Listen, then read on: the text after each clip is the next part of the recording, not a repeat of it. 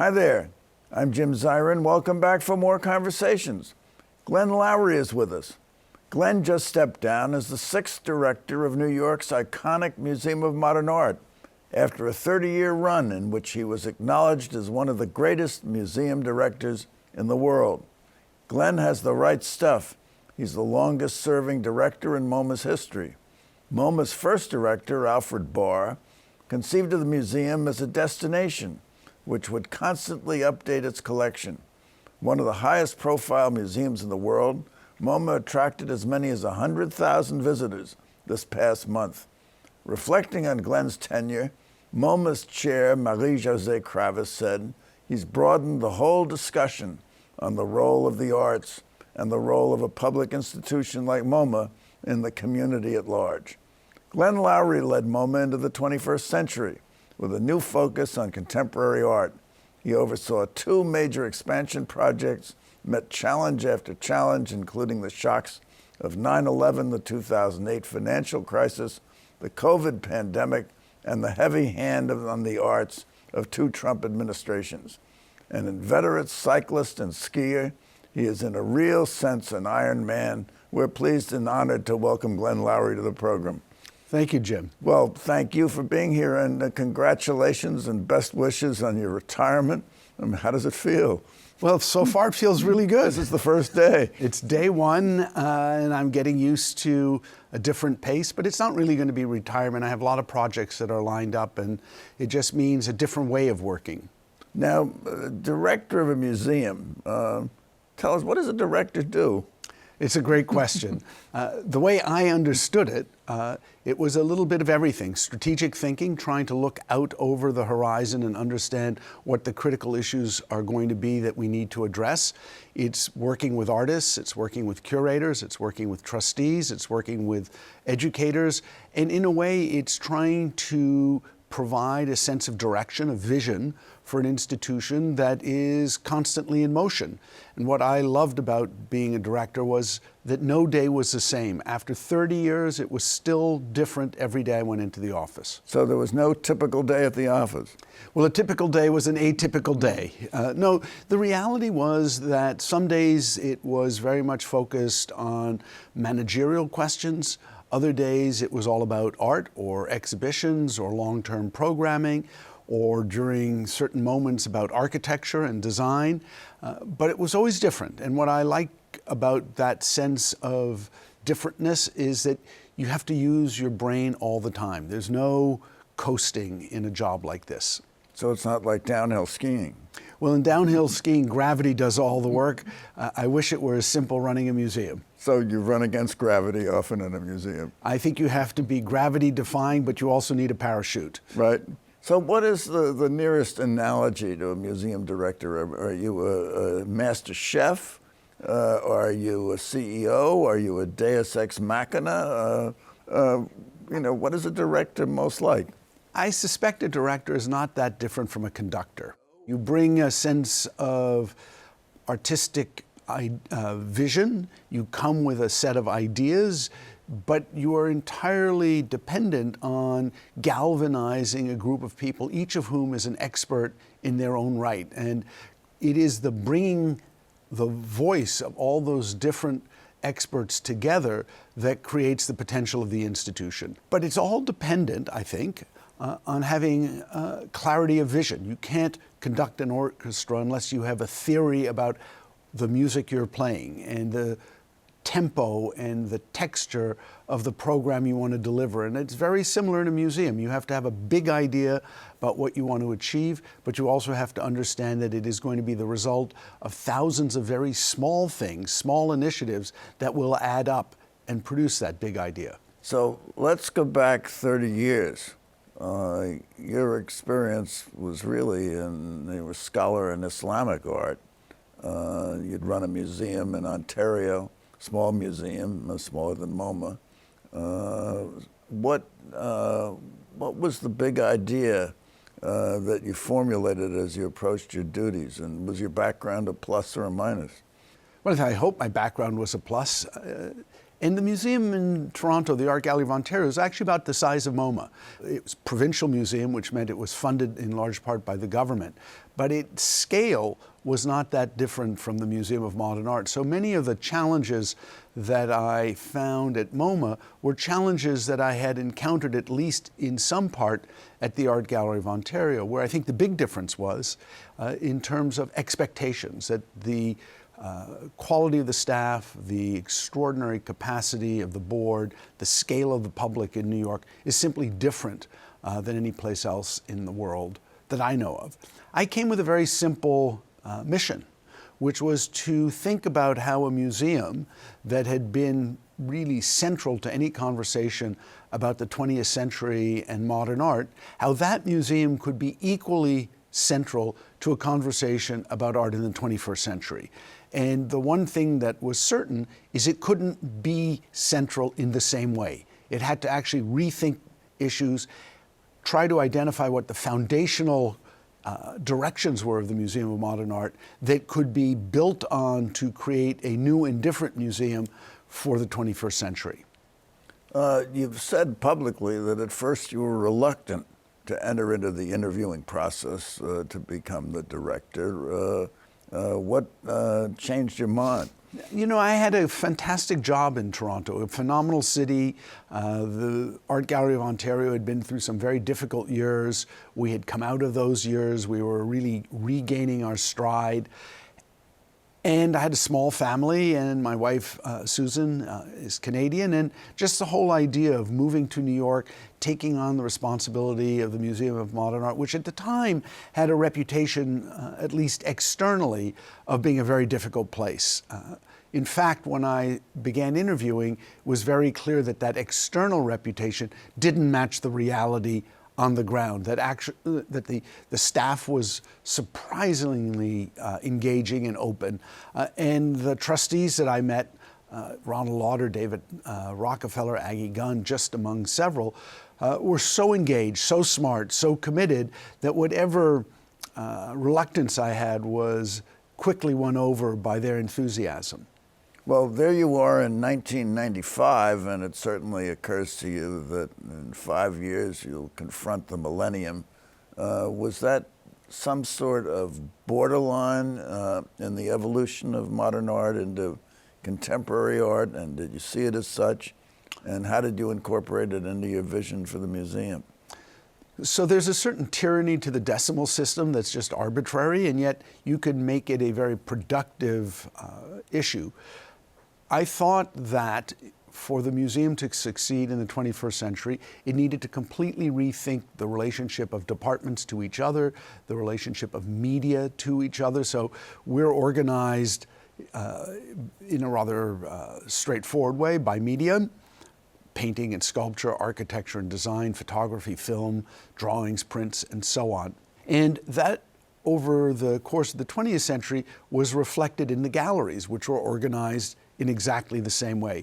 But by the end of the 20th century, it made no sense. That's not how artists worked. That's not how our public perceived art. We had to find a way to really think holistically, to bring the parts back together in a new and different way. And so I thought, well, with the millennium, it offered us an opportunity to do a series of exhibitions that could take us out of our comfort zone, where we could actually make mistakes without it being cataclysmic, where we could talk about change and do some things that we hadn't done or hadn't done in decades by working across departments, by working in teams, by thinking about different types of exhibitions that weren't strictly or rigidly chronological, or that weren't focused on a specific movement, but that asked more thematic or complex questions. So MoMA 2000 became a cycle of exhibitions that were an experiment, and we were very clear that this is not necessarily where we were going to end up, but to get wherever we were going, we had to try some new initiatives. So to that degree, the millennium was a very positive catalyst for galvanizing everyone on the staff to start taking risks and doing some different kinds of exhibitions. Well, one thinks of an experiment as an exercise that tries to prove something. Was there something you were trying to prove in the experimentation? Well, I think of an experiment as an exercise that tries to teach something from which you learn. I wasn't trying to prove that the past was bad or that the future would be better. What I was interested in was creating a context in which we could be self-critical, where we could challenge ourselves about what we had done, and where we could learn how to perform, if you wish, a different kind of working relationship. So the theory was, if you wish, the underlying hypothesis was that the museum of the 21st century had to be different in kind from the museum of the 20th century, and that it had to be a far more integrated, holistic experience that looked at the collection through a different lens. And so the experiment was to see whether a group of extraordinarily talented curators who had worked in a very siloed way could in fact work in a far more lateral, what I would call a more integrated way. And as an experiment, there were moments of enormous success. There were clearly areas that needed further work. But I don't think that the museum that's there today in 2025 could have been created without these earlier initiatives. And how does the director accomplish that? Do you bring all the curators together in the same room and say, look, we're now going to integrate and we're going to all work together toward finding something new? Well, I was very lucky that when I arrived at the museum, there was a very clearly stated desire on the part of the chief curators, the department heads. There was a clear sense among the chief curators to move in a new direction without having any clarity on their part about how to do that. So in a way, I became the catalyst for bringing them together and having extensive conversations, talking about where we wanted to go, what was required to get there, the range of challenges that we were going to face. We did it through retreats, we did it through weekly lunches, but we spent a lot of time talking to each other, arguing with each other, debating each other, and then taking baby steps and eventually big steps to see whether or not we could push ourselves out of our comfort zone and think about presenting the collection in new and different ways, ways that were far more, I hope, emotionally engaging and intellectually rewarding. Were you thinking about different forms of art that hadn't been focused on before at MoMA? Film, media, performance art, sculpture, other directions in sculpture that were contemporary, were new? Well, I was largely thinking about the way in which all of these different forms of artistic expression, whether it was painting, sculpture, video, performance, architecture, design, needed to be seen equally. That over the previous decades at the museum, a kind of hierarchy had been achieved or arrived at or developed, and that hierarchy saw painting and sculpture at the pinnacle and other art forms below it. And I came in with the gambit that we can't think that way. We have to think about everything being of equal importance and value, and that we needed to begin to experiment with what happens when a photograph and a painting encounter each other. What happens when performance is in the same space as architecture and design? What happens when we see film in the galleries as opposed to in a theater? And there were really difficult moments. There's still one of my favorite installations that John Elderfield, a brilliant curator, did, which put a photograph of a bather by Renke Dijkstra next to Cézanne's Bather, one of the most hallowed paintings in our collection. And the response by both critics and many artists was to be shocked that you could put a photograph by a contemporary artist, a relatively young contemporary artist, in the same space as such a revered painting. And of course, John's brilliant gambit was, when you turn the corner, to see the little carte postale, the little postal card that was a photograph that Cézanne had worked from. So Cézanne's great painting was actually not painted from life, it was painted from a photograph. And so there was always built into many of the most important paintings a dialogue with photography, even at the end of the 19th century, not to mention today. So by beginning to unpack that, we were able to, I think, create new lineages, new relationships, and at the same time, to begin addressing other questions, which included different geographies that had not been well represented at the museum before, outside the European and North American axis, focusing on women who have made great art, but perhaps not well represented yet in the museum, or African American artists who were only episodically looked at the museum, but whose legacy to the history of American art is so profound and important. So it was both thinking differently about the kinds of exhibitions we wanted to do, but also thinking differently about the artists we wanted to look at and the kinds of practices they had. Latin American artists, were they represented before 1995? So one of the great joys of coming to the museum was discovering that Latin America writ large had been of great interest to the museum really since the 1930s. One of the first one-man exhibitions we did was of Diego Rivera in 1932, and we kept that interest up, although it was largely focused early on Mexican muralists. But even in the 1950s, we began collecting Latin American art at scale.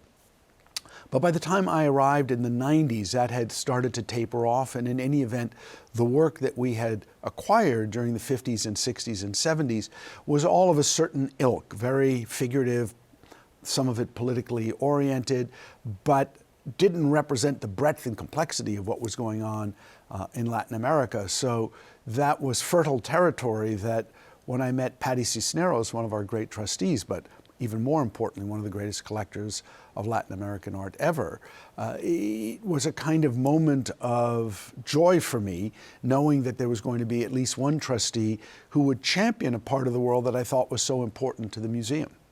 Now, you mentioned political art. Was much of the Latin American art political?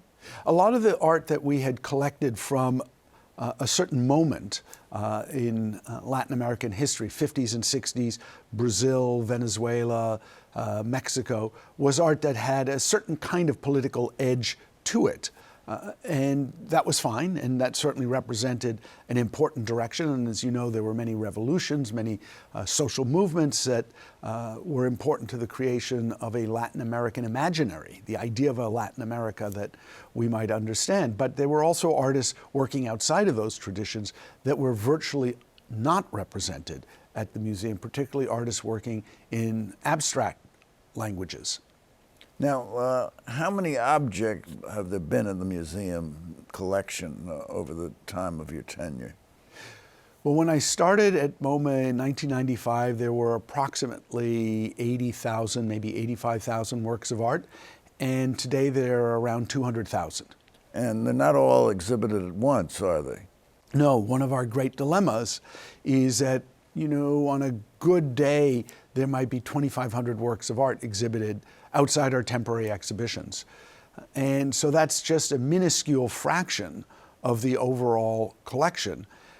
And that's a dilemma because the other, 198,000 works of art are also incredibly good and incredibly important. And one of the challenges that I certainly began thinking about in the last decade was, what does it mean to have so much in storage, and how can we change that model? Are they all available now online? The vast majority are available online, but not everything. And because you have so many, is there a constant process of deaccession and also of accession? How does that come about? So when we were created, 1929, one of our earliest gifts to the museum from Lily Bliss came with a stipulation that the museum could, on occasion, sell what it needed to from her gift in order to improve the quality of the museum's collection. So from the late 1930s to the present, we have frequently sold works of art that are in our collection in order to buy more important and better works of art. And that is an ongoing process. The founding director of the museum, Alfred Barr, called it metabolic, that the idea of the collection being self-renewing, that over time, as the museum advanced in history and needed less and less of its past to explain its present, it would in fact sell those works of art or trade those works of art that were no longer essential to that story in order to buy new works of art that could advance the story into the future. you mentioned space before. Does space become a major factor in the display of art or the exhibition of art? In other words, if you took one of your great paintings, Van Gogh's Starry Night or Demoiselle d'Avignon, or Picasso, and you put it in another museum, in another space, in Yankee Stadium, would it make a difference? Well, it would certainly make a difference in Yankee Stadium, but it would make a difference anyway. I mean, space is very particular, and so there are a number of issues that every museum faces, especially museums in dense urban areas. One is accommodating a growing public. A space that feels comfortable with 100 people can feel crowded and uncomfortable with 500 people. So you need more space to disperse people as your public grows. So there's a constant pressure to expand. And then as you have a growing collection and you want to show more and more of that collection, you need more space to show it. And as works of art change in scale or in the way they are constructed, they often demand different kinds of space than one had in the past. So a Richard Serra sculpture, a monumental Richard Serra sculpture weighing tens of tons and stretching over 60 feet can't be put in a gallery that was designed for photographs where the floor load weights aren't the same, height of the ceilings aren't the same, the walls aren't the same. You need a big, capacious space for that kind of sculpture. So over time, we've had to build different kinds of spaces to accommodate the art that we felt was most urgent. And then finally, the quality of the space matters. That you can have undistinguished space, and Starry Night will still be an extraordinary painting, but maybe it won't be as impactful as a Starry Night would be in a beautifully calibrated space with finely detailed walls where the lighting was exactly the way you wanted it to be so that it was subtle and not evident, where the acoustics of the space had been carefully thought out so it was not too loud but it wasn't too quiet. All of these dimensions, these experiential dimensions, impact the way a work of art is perceived. In its home at MoMA.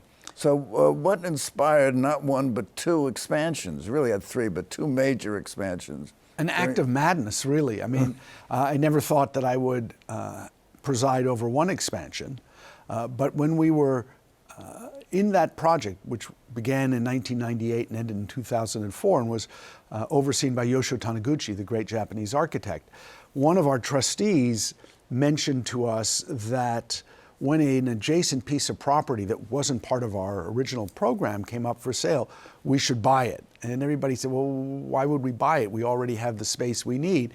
And she said, in Japan, we have a saying, when your neighbor's property is for sale, you buy it in order to control what could happen there. So we started. I thought that was said in Brooklyn. Well, maybe they share more in common than you think, the Brooklyn community and the Tokyo community. But it was true that we were able to buy a lot of land adjacent to the museum while we were under construction, that essentially we were land banking on the assumption that 25, 30, 40 years down the line, the next generation of museum trustees and staff would want some form of different museum, would need to expand, would need to change the footprint, would need to do something with that space.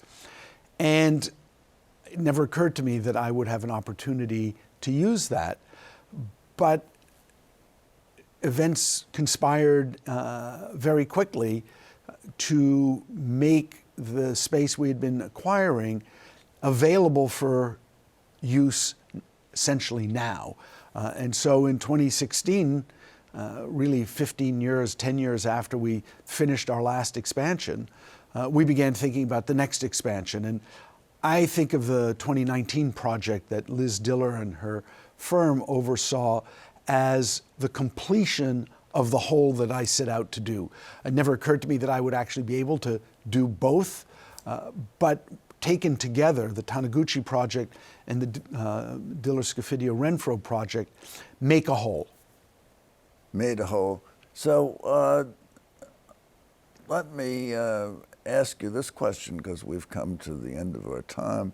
How would you see what you accomplished at MoMA to be best remembered? What would sum up what you feel you accomplished?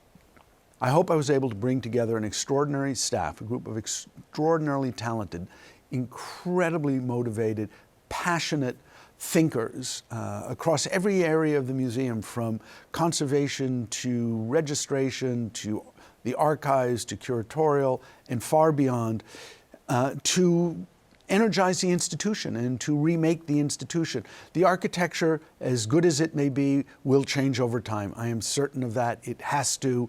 The Museum of Modern Art is a museum in process. The collection will expand, contract, change. All of that will be utterly essential to the museum. But what I hope my legacy is having built an incredible staff that has no peer in the world. No peer in the world. That sums up Glenn Lowry. And thank you so much for coming by.